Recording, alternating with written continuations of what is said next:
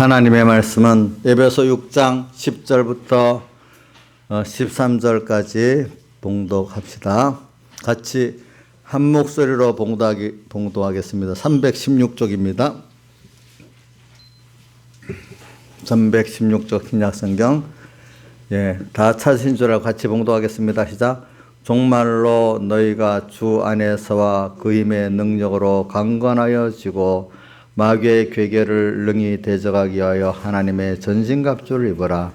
우리의 씨름은 혈과 육에 대한 것이 아니요 정사와 권세와 이 어둠의 세상 주관자들과 악에 있는 영들에게 대함이라. 그러므로 하나님의 전신갑주를 취하라.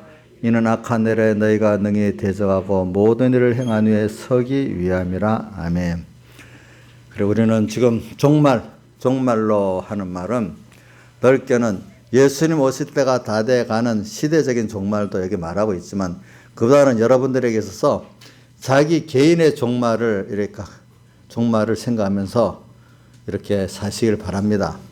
그래, 우리는 야고보서에 있는 건 내일 일을 알지 못하는도다. 너희 생명이 무엇이냐. 너는 잠깐 보이다가 없어지는 안개라고 한 것 같이, 물론 우리가 내가 지금 건강을 보고 뭘 봐도 얼마나 살겠다, 물론 이렇게 우리가 예정을 할 수는 있지만, 또 어떨 때는 갑자기 무슨 일이 일어날지 인간은 알 수가 없잖아요.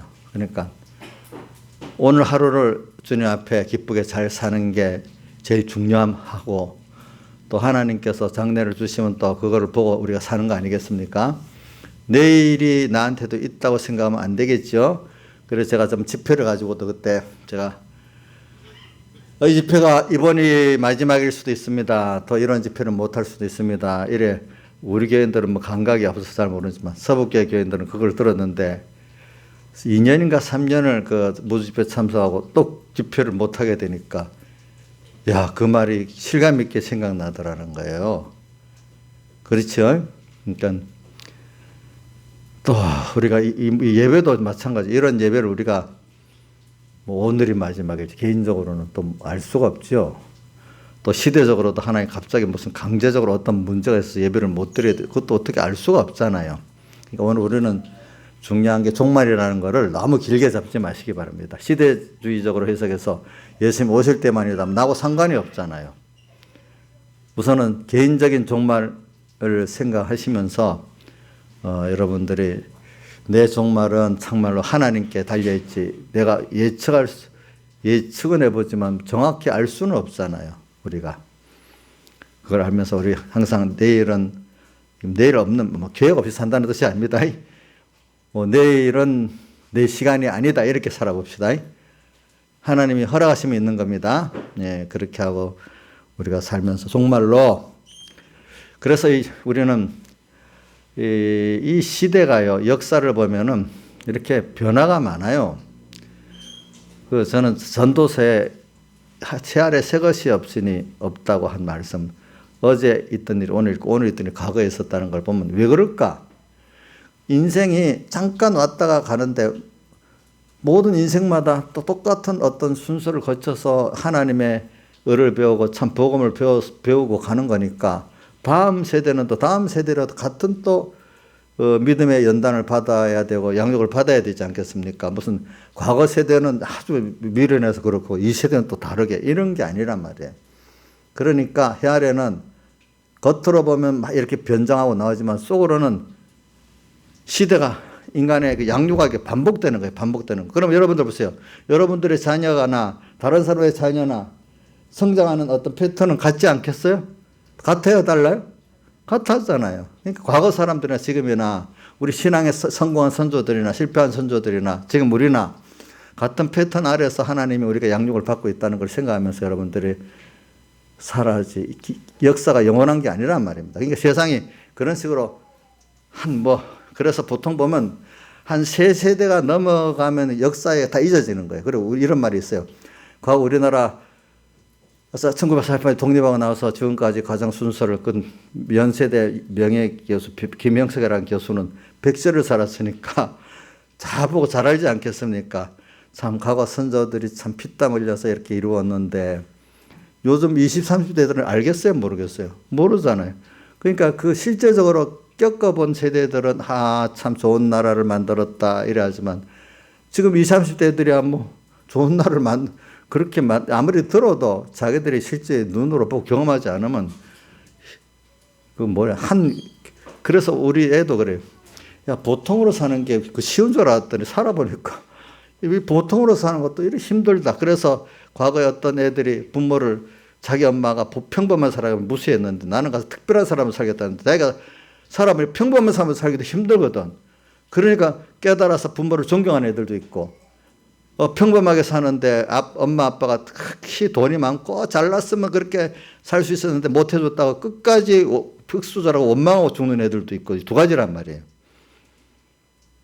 여러분들이 그러니까 우리가 믿음의 일을 하면은 그래도 제가 보면 우리 할머니 우리 애들도 그래 우리 막내 할머니가 뭘 말해주는 거 보면 그래도 직접 들었으니까 약간은 실감이 있잖아요. 그 애들 다음 세대 손자 증손자까지 가면 이게 실감이 하나도 없는 거야.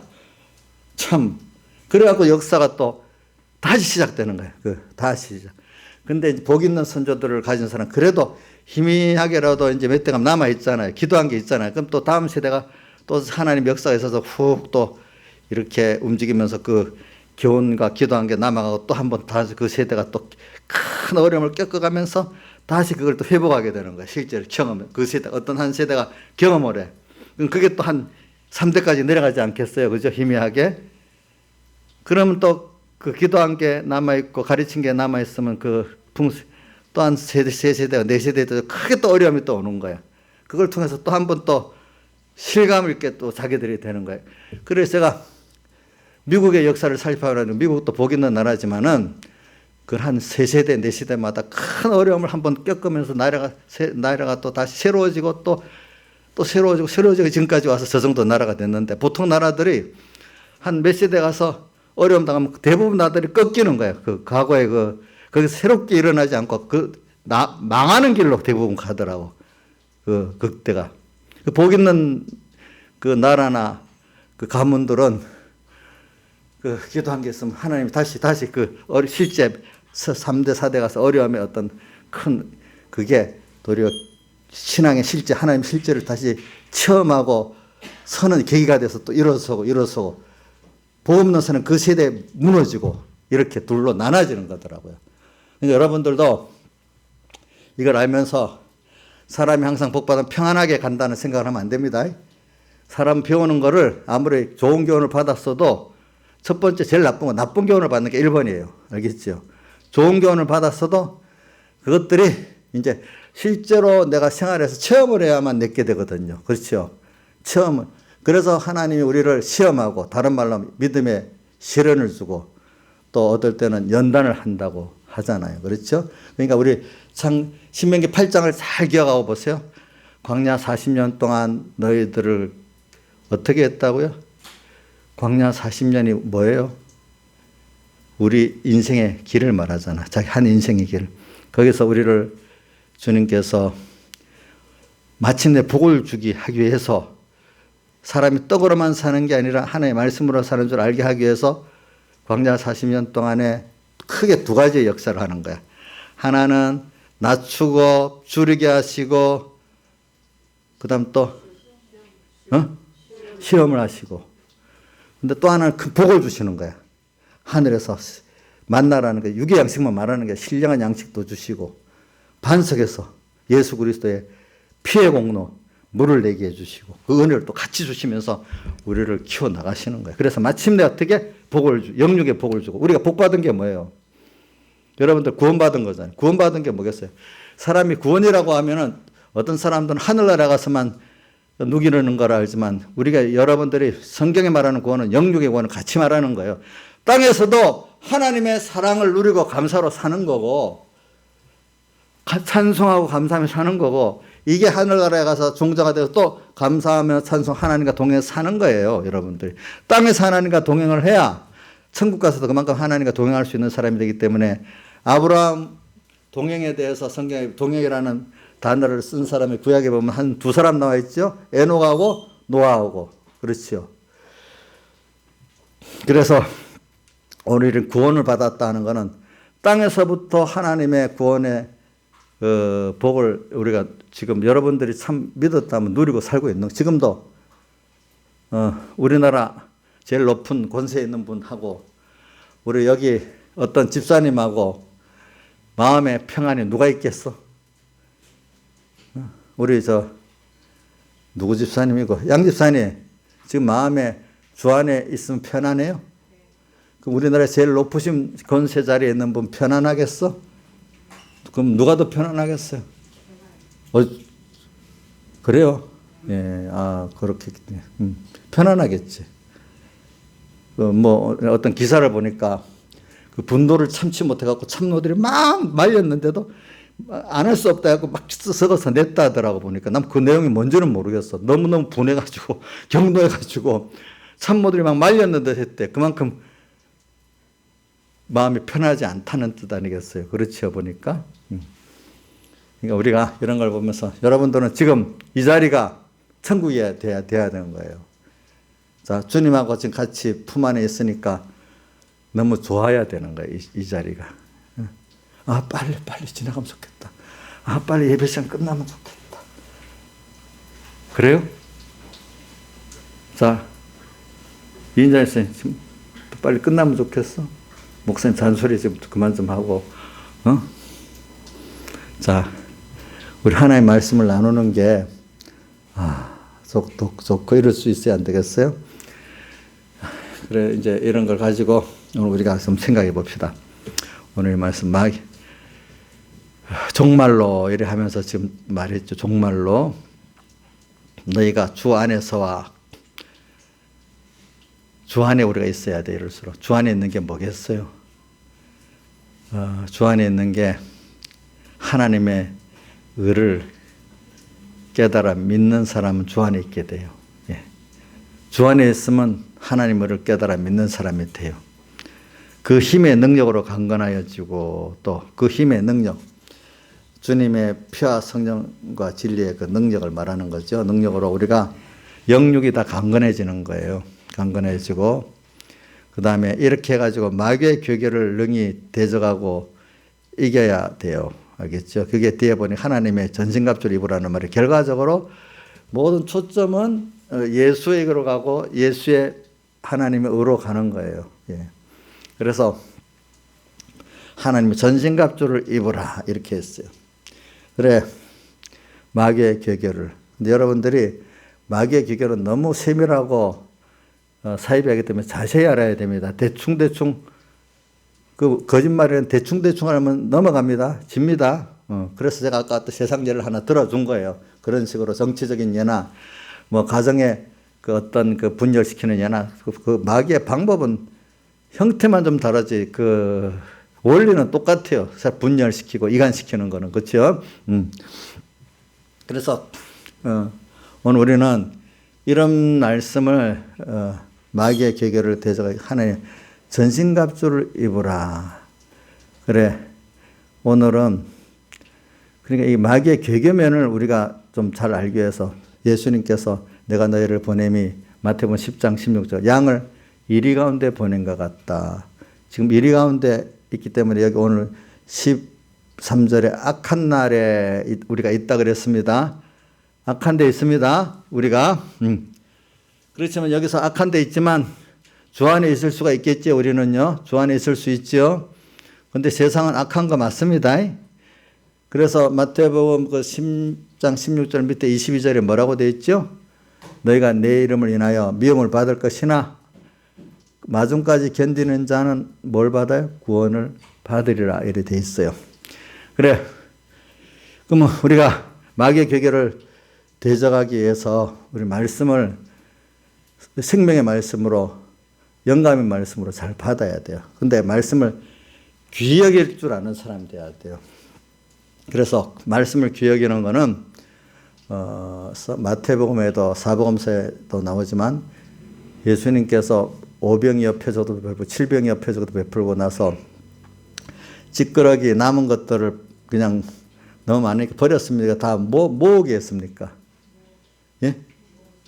그게 무슨 뜻이에요? 말씀을 하나님의 역사를 작은 거라도 기중력이라는 뜻이에요. 그러니까 여러분들이 성경에 있는 말씀 깨닫지 못한 것이라도 깨달은 말씀 하나라도 귀중히 여겨야 됩니다. 이거.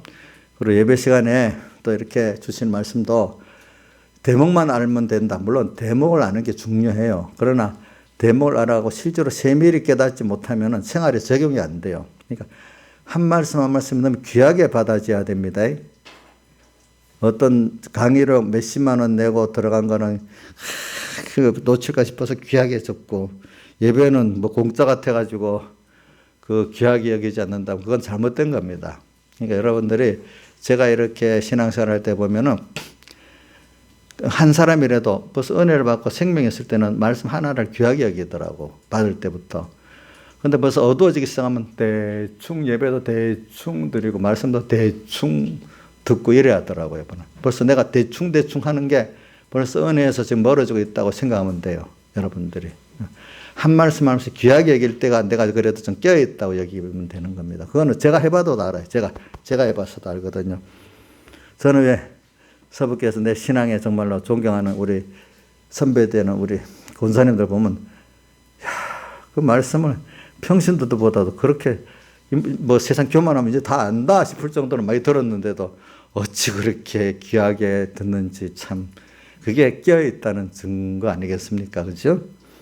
그러니까 여러분들이 근데 그래서 그러면 이걸 보면 내가 이제 마귀라는 놈이 어떻게 오는 거 성경 우리 깨달음에 대해 성경관부터 뒤틀어 놓는 거예요. 성경관부터. 그러니까 성경을 우리는 복음으로 보고 복음 속에 하나님의 어가 있어서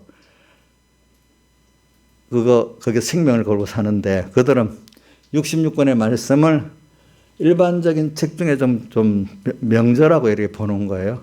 고전 중에 하나로.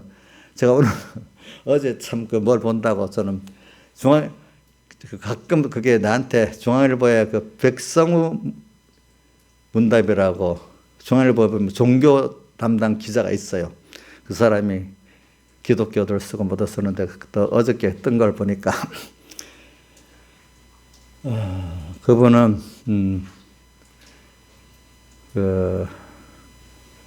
그런데 보면은 이렇게 표현해놨어.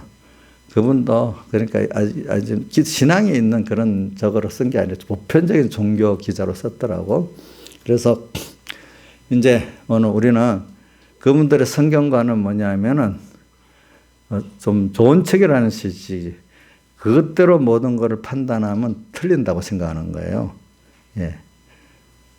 그래서 이거 나 좀 요런 사람들 떠나서 제가 지난주에 토인비라는 역사학자 얘기를 했죠.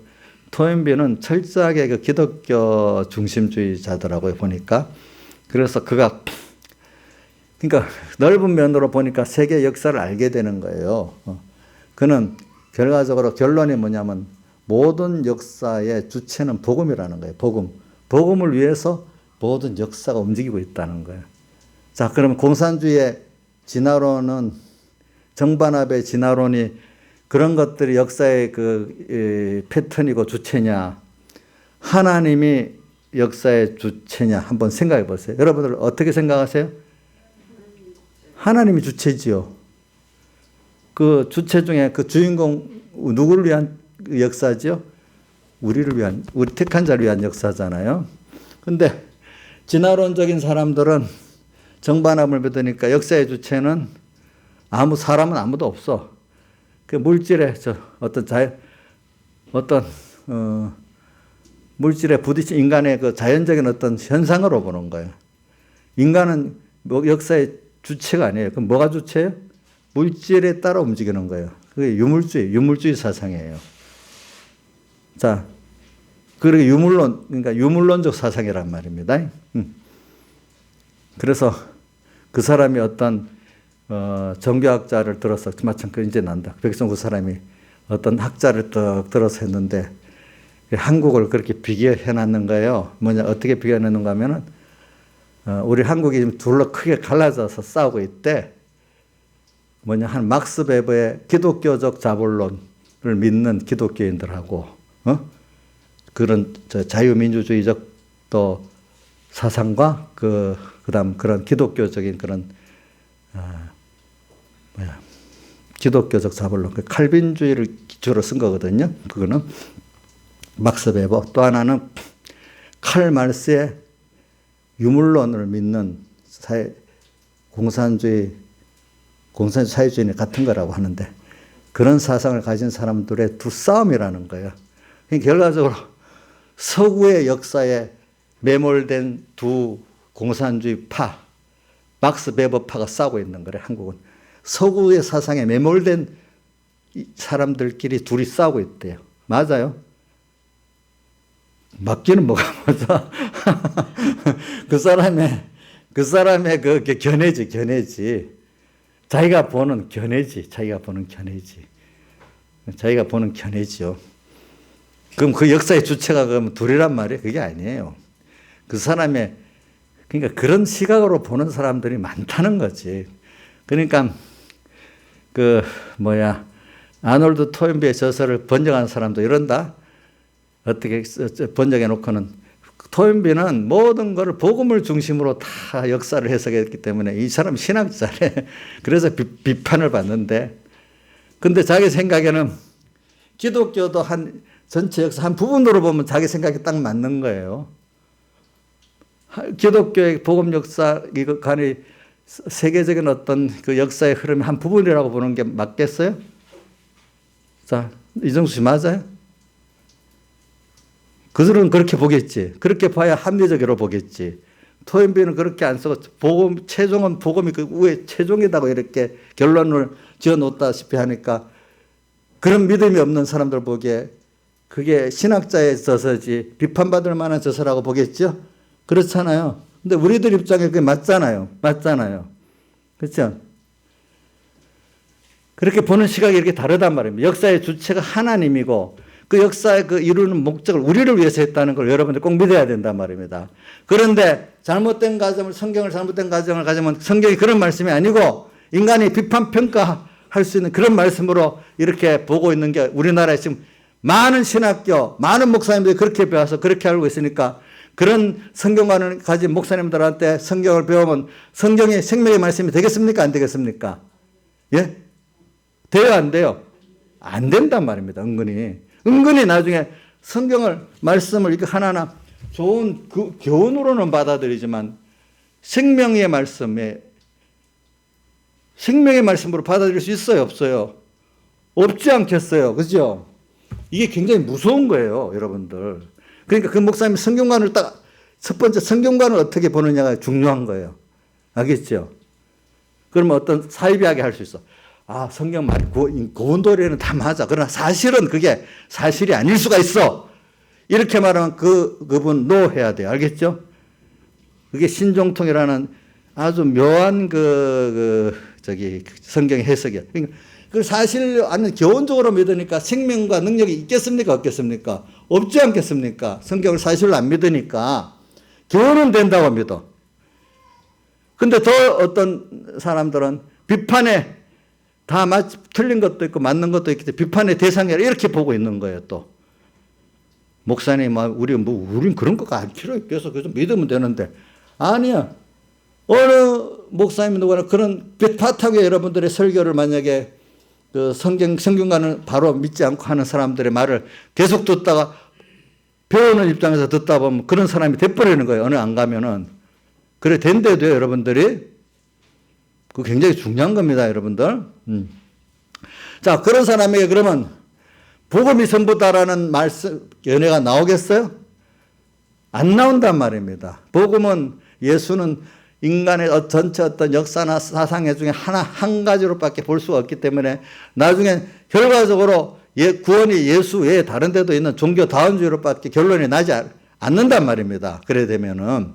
그럼 성경에 있는 바울의 말씀, 예수님의 말씀이 그러면 어떤 부분은 맞는데 어떤 부분은 이해가 안 되는 부분이 많이 있을 거 아니겠습니까? 그래야 되기 때문에 예수님 말씀 가운데 한두 가지만 말한다면 마태복음 5장 10절에 너희 의가 바리새인과 서기관보다 더 낫지 못하면 결단코 천국에 못 들어간다. 바리새인과 서기관보다 나은 의가 뭐겠어요? 그 사람들은 깨닫지 바리새인보다 도덕적으로 더 잘해야 되는 의다. 그렇게 생각하면 되겠어요? 안 되겠어요? 그럼 여러분들 김영민 지사님 바리새인과 서기관보다 율법적으로 더 나은 의를 행하고 있지요. 그럼 지옥 가겠네요. 지옥하고 또 안 가는데 일반적인 사람은 이해가 안 되는 거예요.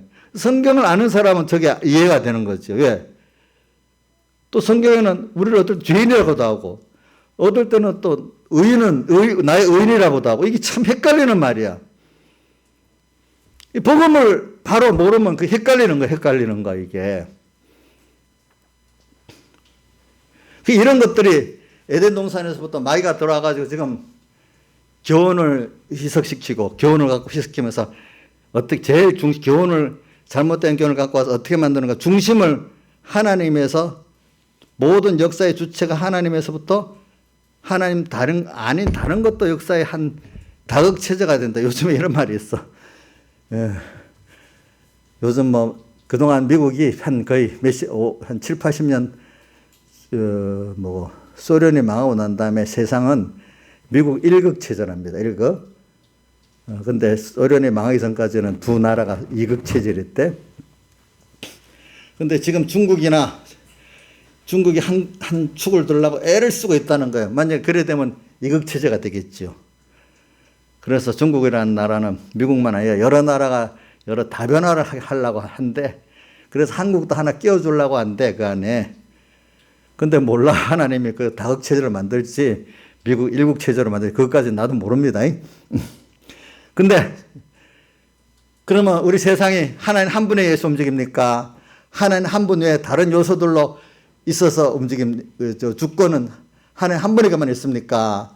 아니면 다른 우연이라는 것도 포함되어 있습니까? 여러분들은 어떻게 생각하십니까? 우연도 있는 거 아니에요? 예? 우연은 없어요. 하나님 한 분이 움직이는 거. 이게 성경이에요, 성경.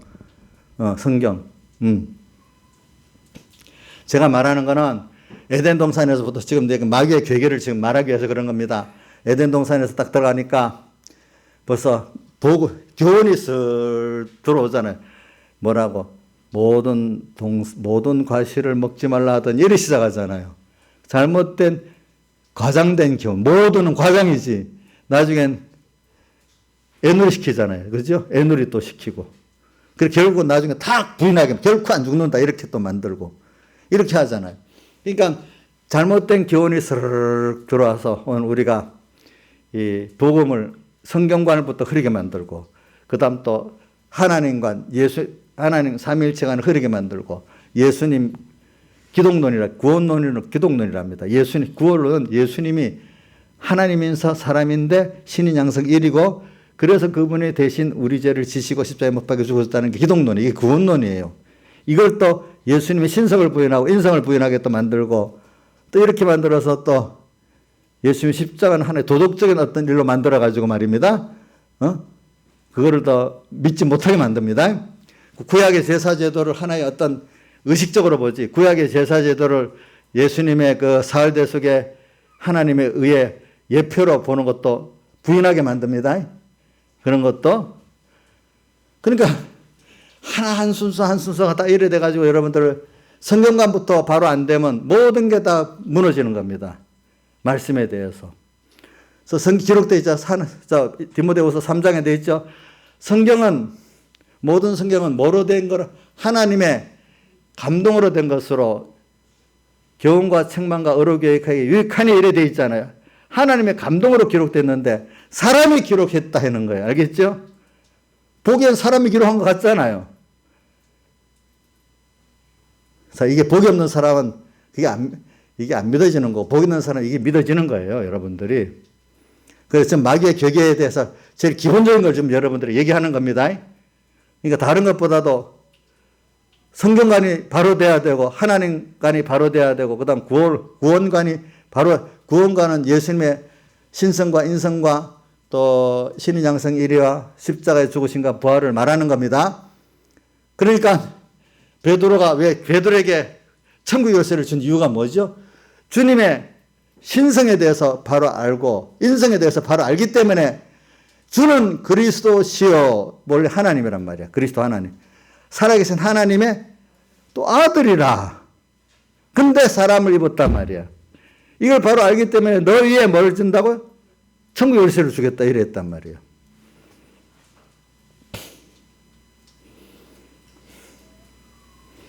또 뒤에 제자들이 그리스도의 부활이 없으면은, 부활이라는 뜻은 사람이 몸을 입고 부활한 걸 말하는 거거든요. 근데 이제 이단들은 예수님은 영부활했지 몸부활은 아니다. 부활은 하긴 했는데 이 말을 합니다.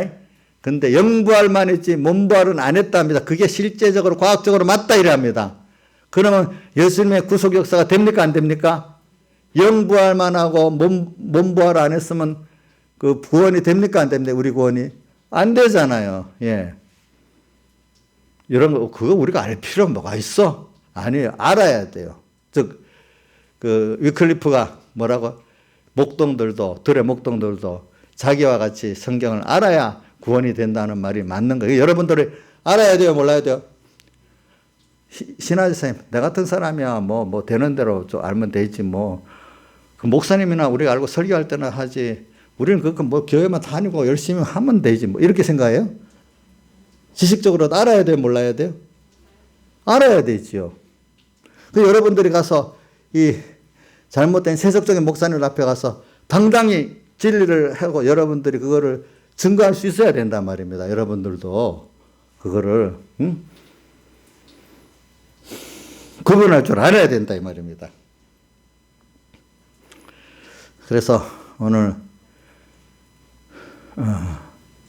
저도 이런 걸 깨달아 어릴 때도 그래 알고 믿어야 되지 예수를.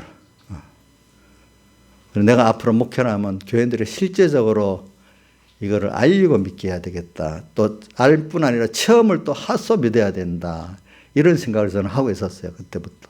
배운 거가 첫째는 바로 배워야 되고 두 번째는 배운 걸 실제로 경건 연습을 해서 알아야 된다 이 말입니다. 그러니까 시험은 분명히 있어야 되고 믿음의 연단은 분명히 있어야 된단 말입니다.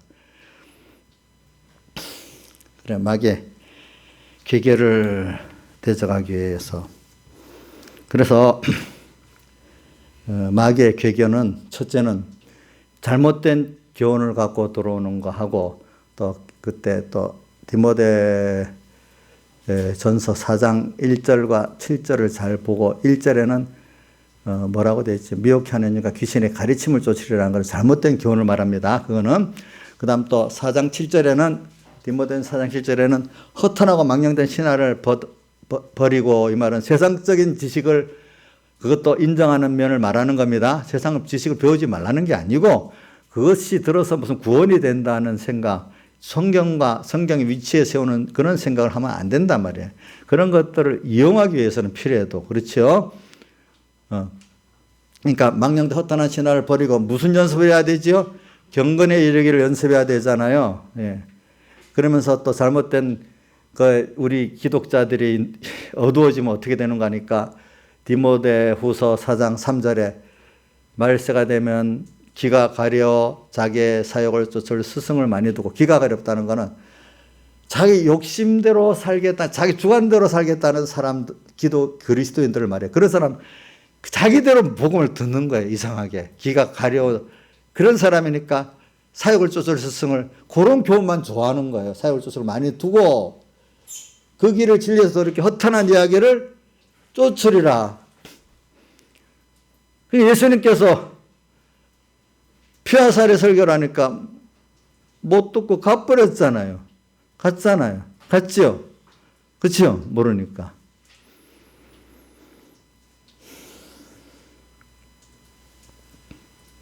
그래 이런 것들을 생각하면서 오늘 여러분 제일 중요한 게 에덴 동산에서 좀 거짓된 말 갖고 들어오는 걸 딱 그 순서를 에덴 동산의 제일 시작이 인류 시작이 3장 1절이니까 그거 먼저 생각하고 그래서 결국은 어떻게 하는가 중심을 하나님만 바라보고 의지하고 하나님 중심으로 살던 사람이 자기 바라보고 자기가 자기를 책임지고 자기를 행복하게 하겠다는 거예요. 그렇죠? 또 은혜에 대해서 나를 전부가 주님의 은혜를 알고 그분을 인해서 살아가는 자가 그만 은혜도 모르고 이제 자기 지혜, 자기 능력 갖고 자기 위하고 살고 우리 몸이 지체가 나만 위해 살면 죽잖아요. 전 몸과 연결해서 머리를 위하고 뭐 균형에 맞춰 연결을 가지고 해야 내가 살잖아요. 사람이 사는 거는 그 은혜 근본되신 주님을 위하고 같은 형제를 사랑함으로써 내가 살아가는 거예요. 내가 자라고. 그러니까 주님 큰 계명 2가지 말했죠. 영생할 때도 2가지 말했죠. 위로 하나님 아버지를 다해서 사랑하고, 두 번째 이와 같이 내 이웃을 사랑하는 것. 우리 몸의 구조 똑같아. 그렇죠? 머리 위하고 머리에 맞고 전치를 위하고. 이럴 때 자라고 생명이 있는 것 같이 오늘 우리라는 건 독립적으로 사는 게 아니에요, 여러분들이. 사람 인간의 행복은, 가치는 모든 하나님과 모든 만물과 사람과 연결 속에서 내가 가치가 있어지는 거지. 내가 나를 위한다 행복되고 가치 있어지는 게 아니래도요, 여러분들이. 이걸 근본적인 건데 사람들이 자꾸 잊어버리고 사는 거예요. 누가 들어서 그렇게 자꾸 만들죠? 에덴동산에 마귀가 선악과 먹어라. 너가 하나님 되면 된다. 이렇게 했잖아요. 그렇죠? 지금도 오늘 우리에게 그러고 있는 거예요. 역사의 주체, 근본이 하나님인데 자꾸 잊어버리고 내가 이렇게 하면 되겠지? 누구하고 같이 일하면 되겠지? 이렇게 자꾸 만든단 말이에요. 그 세상의 인간들이 모든 정치가 모든 역사가 다 하나님 없이 자기들이 이렇게 저렇게 해봤는데 그게 영원했습니까? 못했습니까? 도리어 그거로 큰 화를 입는 이 결과적으로 하나님의 징계, 진노를 쌓는 역사를 우리 다 보고 있지 않습니까? 그렇게 한 것만큼. 못 나가고 그냥 되는 대로 사는 사람이 그래도 적게 당하지. 못난 게 낫지. 잘났기 때문에 또 하나님 진노를 쌓고 살잖아요. 세상에 보니까. 세상에 잘난 사람들이 남을 힘들게 합니까? 못난 사람들이 힘들게 합니까? 못난 사람도 물론 힘들게 하지만 잘난 사람들이 힘들게 하는 건 그거는 엄청나지요. 엄청나지요. 보니까. 그래, 에덴동산에부터 그래갖고 결과적으로 이제 자기가 하나님을 또 그 교훈을 잘못 받고 미혹받아 놓으니까 어떻게 됐어요? 하나님하고 또 떨어져 버렸어. 떨어져 잠시도 살아보니까 너무 인간이 무능해. 그 벌거벗은 거 알고 또 너무 추해. 그러니까 하나님께 못 돌아가고 어떻게 또 자기대로 알아보려고 무화과나무 같은 그런 것들을 입으려고 치마를 해버려. 잠깐이면 시들고 없어질 돈, 권세, 뭐 이것저것 인간들의 어떤 걸 끌어다가 하지만 그것들이 무화과나 입으려 치마나 똑같아. 그리고 그거 겪고 난 다음에 우리 대신에 우리 누가복음 15장 31절에 탕자가 아버지 재산을 다 받아서 탕진하고 나서 저는 돼지도 먹는 지엽 열매도 못 먹고 진승받아도 못하게 살아. 나중에 하나님이 이렇게 만들어 놓으면은. 요즘에 개가 100만 원, 200만 원 쓰는 개가 있어요. 근데 사람 하나는 작게 늙은 독방에 가서 혼자 밥도 못 먹고 그냥 고독사로 죽어가는 사람도 있잖아요. 보니까 사람 차이가 많아요. 왜? 그만큼 바로 살면 굉장히 영광스럽지만 잘못 살면 진승받아도 못한 게 인간이라는 걸 그 탕자 비유를 통해서 우리가 알 수가 있어요. 그럼 거기서 절망하고 죽어야 되겠습니까? 인간 혼자 산다는 게 이게 하나님 은혜에서 떨어진다. 이런 거구나. 깊이 느끼고 회개를 할 수 있는 계기가 돼야 되겠습니까? 깊이 느끼고 회개할 수 있는 계기가 돼서 돌아와서 되는 거예요. 그럼 인간에게 왜 이런 순서가 있냐? 우리가 첫 번째 이건 순서를 안 거치면 모든 게 당연하고 감사가 없는 사람이 돼요. 근데 이것도 한번 해봤어. 깊이 해봤어. 그러고 난 다음에 주님의 은혜 가운데 돌아오면 더 깊이 알게 돼. 그렇죠? 그걸 깊이 고난을 당해본 사람이야 하나님께 떨어지는 게 이제 겁이 나는 거지. 또 그분에게 받는 은혜가 너무 감사한 거지. 그러니까 다윗이 어떻게 돼요? 다윗이 시편 51편에 나를 주 앞에서 쫓아내지 마시고 성신의 가마를 거두지 마시고 구원의 즐거움을 회복시켜 주옵소서. 근데 그는 그렇게 할 수 있는 체면이 자기로서는 없지만 주님은 나를 어떤 죄인이지만 나를 이렇게 사랑하신 주님이고 내가 이걸 깨닫고 돌아오시면 기뻐하신다는 걸 알기 때문에 주의 인자로 나를 받아주시고 우슬소로 나를 씻겨달라고 했잖아요. 그렇죠? 주님 부모가 돼서 자식이 잘못했으면 진정 돌아오면 받아주고 싶어요. 아이고 내 같은 놈 안 받을 거야. 안 돌아오고 혼자서 끙끙끙 되는 걸 좋아하겠어요. 돌아오는 걸 좋아하겠죠. 그 부모의 은혜를 아는 거를 하나님은 오늘 우리에게 하나님을 알게 하려고 하나님의 은혜를 알게 하시려고 지금 그렇게 우리에게 마귀가 와서 한번 역사하고 그래서 다시 예수님의 사흘대속을 입혀주니까 그 은혜를 정말 아는 자가 되는 거예요. 아시겠죠? 여러분들 범죄하고 은혜가 떨어져 보고 다시 하나님의 은혜를 돌아와서 살 때 정말 하나님의 은혜가 감사하겠죠? 그러니까 신앙의 사람들이 참 믿음의 사람들은 하나님께 매도 많이 맞아본 사람이에요. 그만큼 하나님의 은혜를 떨어지면 어떻고 붙으면 얼마나 좋다는 걸 아는 사람이고 또 하나님의 일을 하다 보면 하나님의 능력과 은혜가 없으면 안 되기 때문에 그 어려움이 막 와. 근데 내가 할 수 있는 일 같으면 하나님의 역사가 없어. 그러니까 하나님 안 되겠.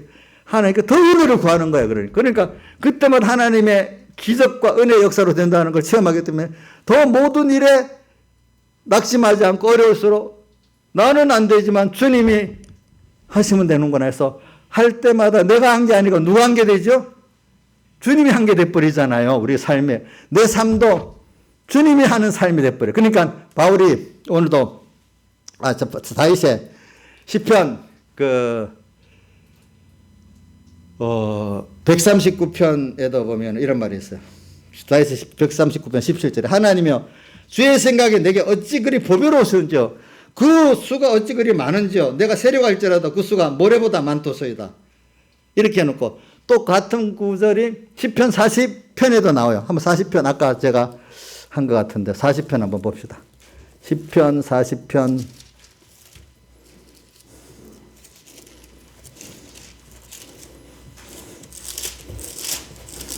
거기도 시편 40편 40편 5절 여호와 하나님이여 주의 행하신 기적이 많고 우리를 향하신 주의 생각도 많도소이다. 내가 들어 말하고자 하나 주의 앞에 베풀 수도 없고 그 수를 셀 수도 없나이다. 이렇게 됐단 말이에요. 이렇게. 자, 우리가 한 번, 두 번 이렇게 하나님을 떠나 이렇게 고난을 당할 때가 있을 거예요.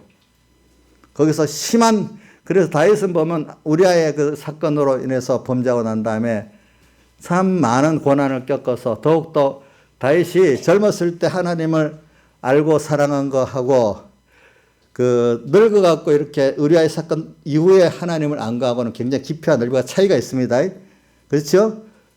범죄한 이후 그것 통해서 자기가 하나님과 끊어지는 고난을 당해보고 참 그러니까 구원의 즐거움도 없던 걸 생각해보고 성신의 강함 없던 자기를 생각을 해보고 근데 그동안 살아왔던데 하나님의 기적도 많고 생각도 너무 많았는데 앞으로도 또 이렇게 하실 하나님을 믿으니까 그가 노년에 하나님을 안 가하고 젊을 때 하나님을 안 가도 차이가 있습니다. 여러분들 이거 보면은 그러니까 우리는 다윗을 봐서도 알지만은 또 바울 사도도 봐서 알지만은 우리가 인간이 연장하기 때문에 죄를 범할 수가 있습니다. 알겠죠?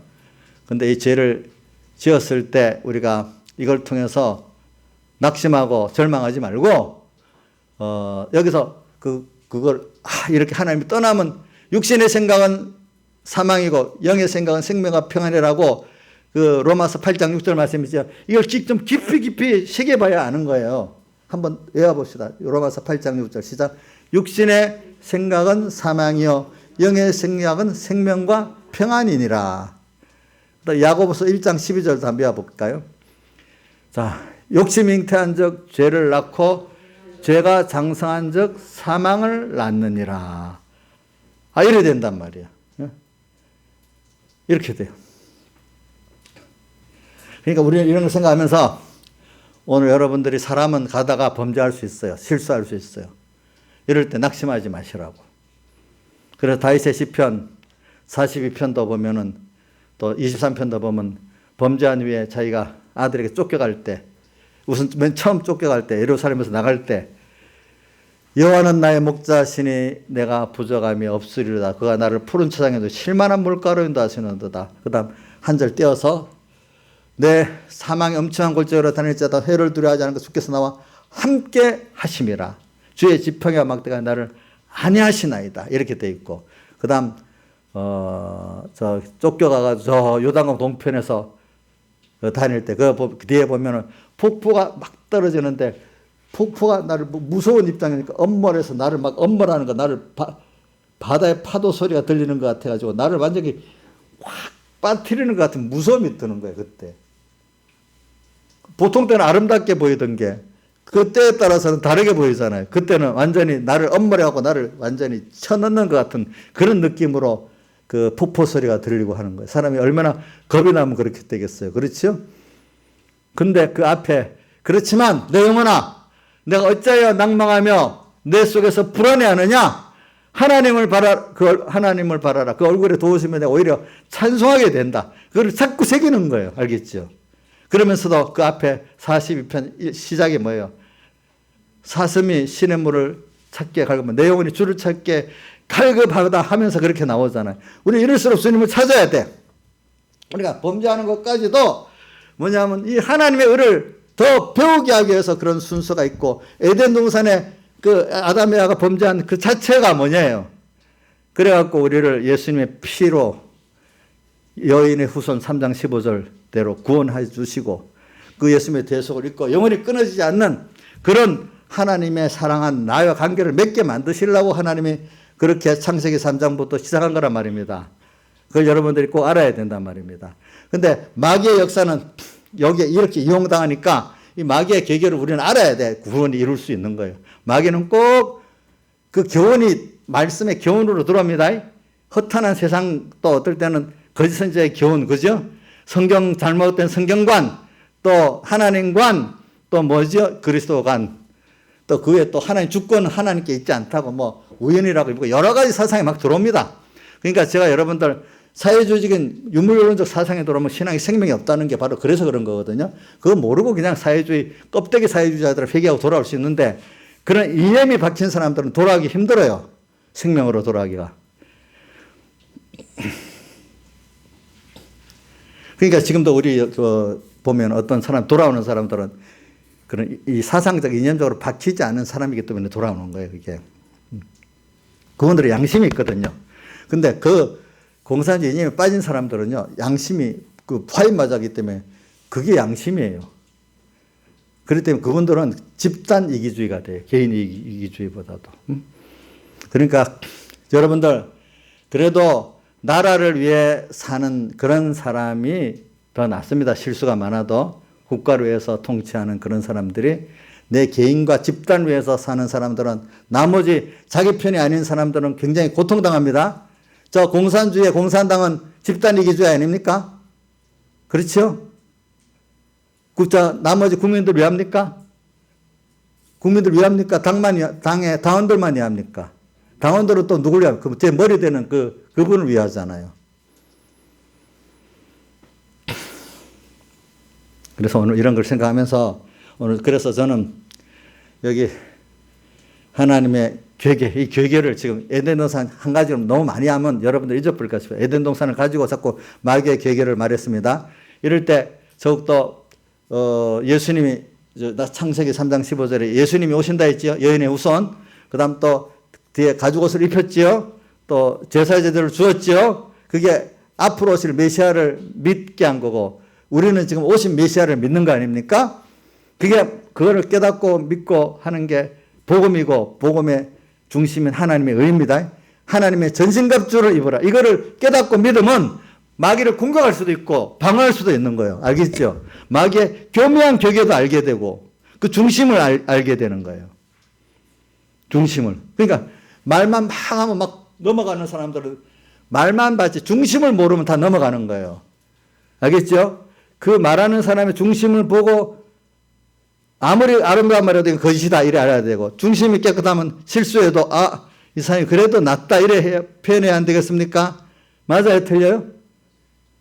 그걸 잘해야 돼요. 앞으로 복음을 들을 때도 그 하나님 종을 구분을 해야 되고 세상에 정치라는 사람들 봐도 구분해야 돼. 세상 정치하는 사람 하나님 중심까지는 안 가도 그래도 나라를 위할 사람이냐 이 정도는 봐야 안 되겠어. 그죠?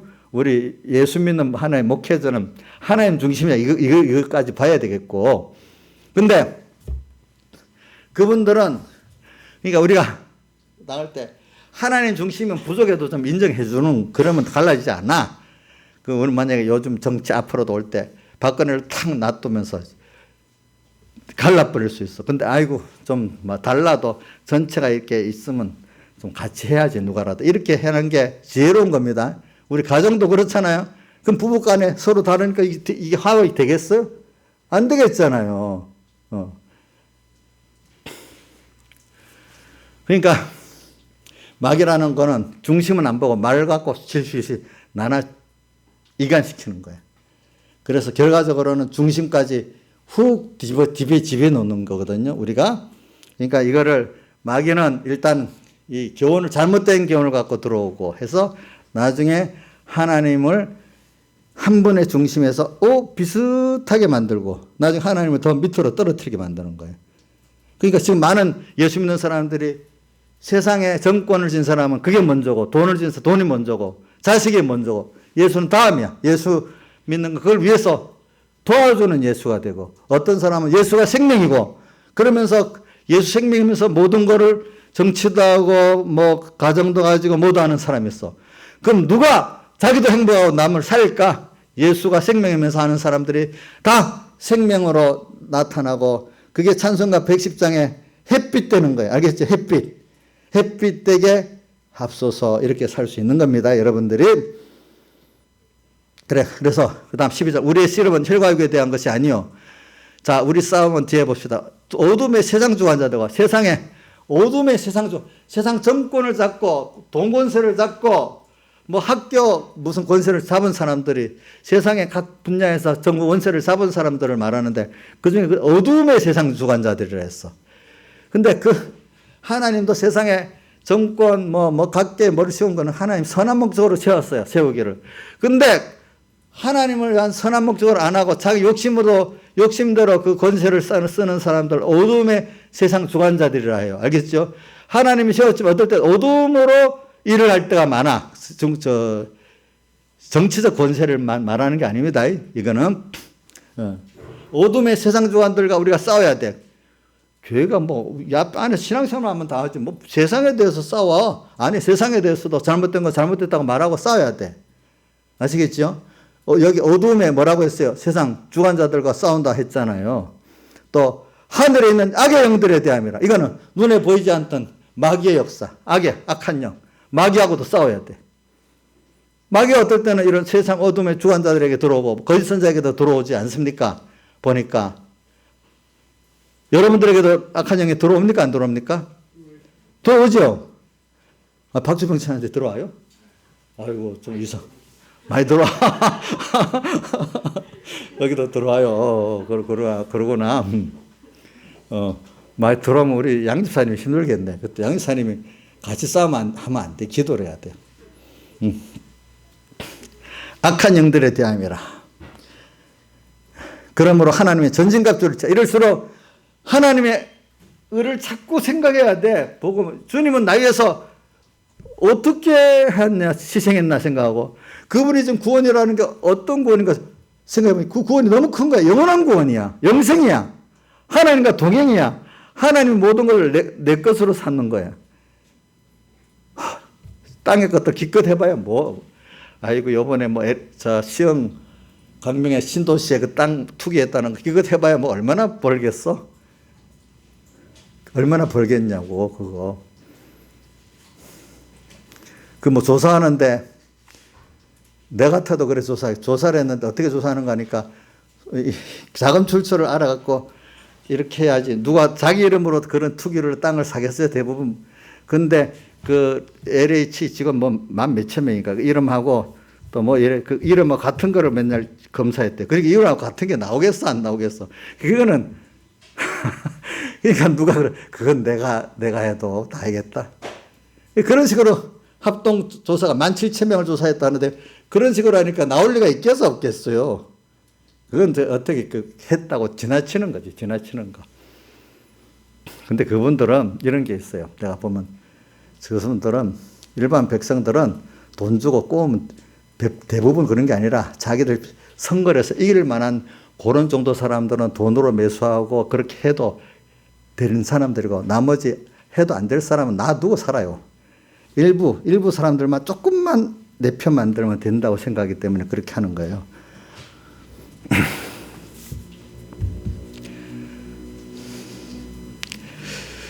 이제 그러니까 인간한테 그걸 보면서 이거는 좌파나 우파나 돈 욕심은 똑같다 생각이. 자, 좌파들은 돈에 깨끗합니까? 예? 우파들만 돈에 더럽습니까? 둘 다다. 옛날에 어릴 때 보니까 어른들이 아이고 야당 저놈들도 정권 잡으면 다 똑같이 해먹어. 어른들이 맨날 그러더라. 인간은 똑같아. 그 겉으로는 내가 지금 정권을 안 쥐고 있으니까 나는 깨끗하게 지금 해보려고 해도 해볼 수가 없잖아, 그 자리에. 그러니까 깨끗한 것 같아도. 막상 정권을 쥐면 더 해먹는다. 그동안 못 해먹은 걸 다 본전을 뽑아버린다, 이거야. 또 지금 지금 야당이 여당 되면 또 깨끗이 하겠어?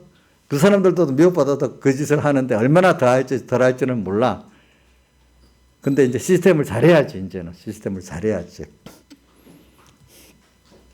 그러니까 누구는 다 믿고 누구는 또 못 믿다 이게 아니고 저는 이걸 볼 때 하나님께서 지켜주셔야 돼. 인간은 아무리 해도 안 되더라고요. 예. 그래 이것만 하고 끝낼게요. 그래서 우리나라가 이렇게 경제적으로 체제가 이렇게 발전될 체제로 만들고 하는 게 이런 말이 있더라. 어느 역사 그 김영석 같은 그분이 지금 나이가 들으니까 알잖아요. 어떻게 표현하는 거니까 옛날에 우리나라가 1948년 독립하고 그 우리나라 체제가 자유민주주의, 시장경제, 또 이제 개방, 무역주의 이렇게 살아가는 거야. 그 당시는 이상하게 2차전 마치고 난 다음에 온 세계가 사회주의, 계획경제 체제로 가는 게 대세랬대요. 그래서 그 후에 공산주의 국가가 많이 생겨났잖아요. 그래가지고. 그런데 우리나라만 한국 쪽에 딱딱 반도 절반이 딱 나눠진 데서 자유민주주의로 체제를 시작하고 시장경제 체제로 시작하고 자유무역을 시작했다. 이건 세상에 이단적인 생각을 하고 살았던 거래요. 인도의 네루부터 시작해서 모든 나라들이 다 일본은 참 특별한 어떤 그런 미국의 안에 있었으니까. 근데 그것도 일본까지는 그래. 우리나라 같은 사람 필연적으로 세계 흐름에 따라 자유 사회주의 계획경제로 가는 나라가 될 수밖에 없는데 어떻게 그래 한국은 아는 것도 아닌데 대다수 국민들은 80%가 공산주의를 하자고 했는데 그래가지고 우리가 이렇게 된 거는 하나님의 은혜라는 거예요. 하나님 복을 주려고 온 세계가 그래 가는데 우리는 그렇게 가기 때문에 우리는 경쟁자가 없어갖고 굉장히 빨리 경제가 발전한 거예요. 그러니까 지금은 우리나라 산업 체제가 지금 어려워도 우리나라 산업 구조가 아주 고도화되어 있기 때문에 세계 선진국 입장에 고도화되어 있어요. 기술이니 특히 우리나라는 4차 산업에 들어갈 준비가 다 많이 돼 있거든. 우리나라.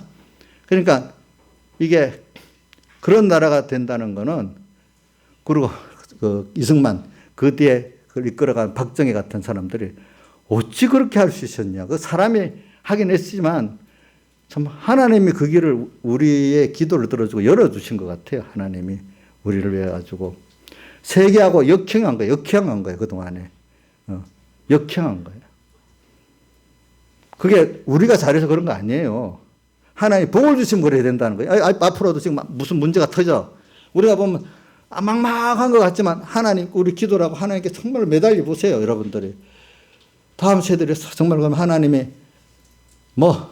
이런저런 공작을 다 넘어서서 하나님이 하시려고 하면 다 어떻게 하셔갖고 또 우리가 세계에 복음을 좀 전할 수 있고 또 교회가 또 새로워지면서 얼마 동안 또 그렇게 할 수도 있겠죠. 하나님 뜻이 있으면. 그렇지 않으면 하나님 망하려고 하면 아무리 인간이 애를 써도 막 교회가 어두워지고 막 나라가 다 쇠락한 길로 갈 수밖에 없어요. 나중에. 참 이거는 우리는 알긴 알아야 되는데 하나님께 기도를 해야 됩니다. 근데 우리 이런 것도 알면서 기도를 해야지 무지하게 모르면 안 되잖아요. 우리가 세상이 어두워지더라도 이걸 알고 기도하면은 내 개인권이 이루어지게 돼 있어요. 알겠죠? 예? 예. 전체가 이렇게 가는 데는 내가 어떻게 할 수가 없어. 하나님의 뜻이기 때문에.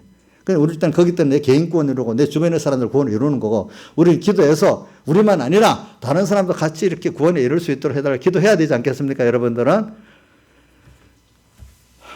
그래서 오늘 저는 이 로마 교회까지 좀 다 하려고 했는데 로마서 1장에 보면 로마에 있는 너희도 복음 전하기를 원한다는 것은 이렇게 생명이 있는 교회도 얼마 안 가면 그게 자꾸 또 이런 미혹들이 막 들어와가지고 에베소 교회가 계시록 2장에 1장에 에베소 교회가 처음 살아가고 시작한 교회가 나중에 처음 살아가고 잊어버린 교회가 돼가지고 촛대를 옮긴다고까지 말씀했잖아요. 인간은 모든 교회는 그렇게 도전을 받는 거예요. 그렇게 하는 이유는 왜 그럴까요? 그렇게 함으로 말미암아 더욱 하나님의 의를 희미하게 사람이라는 것은 평안하면 잊어버려요. 어떨 때 복을 받으면. 그리고 세상 말로 하면 도전이에요. 도전. 하나님 시험이 오면서 그 싸움과 싸우면서 더욱더 깨끗해지고 더 잘하는 순서예요. 근데 그게 없으면 어떻게 돼? 교회는 또 속화돼 버리는 거예요. 이건 살아있기 때문에 그 역사는 계속 오는 거예요. 그러니까 로마 교회가 좀 지금 이래갖고 침체가 되어 있는 거예요. 그러니까 다시 신령한 복음을 나눠주기를 원한다고 로마서에 보면 나와. 다시 복음 전하기를 원한다. 이렇게 했어. 그래서 또 오래 믿다 보면 여러분들 장로가 되고 집사가 되면 아이고 내 다 안다. 안다는 사람이 돼. 복음을 또 아는 거 안다. 벌써 이래 되면 그 사람은 생명이 없는 거야. 복음은 또 아는 게 아니에요. 알겠죠? 날마다 회개해야 되는 거예요. 날마다 배우고 아는 거를. 나중에는 불감증의 사람까지 돼버려. 평안해버리면. 그래서 이건 나머지 다음에 하겠습니다. 다 같이 주님께 기도드리겠습니다.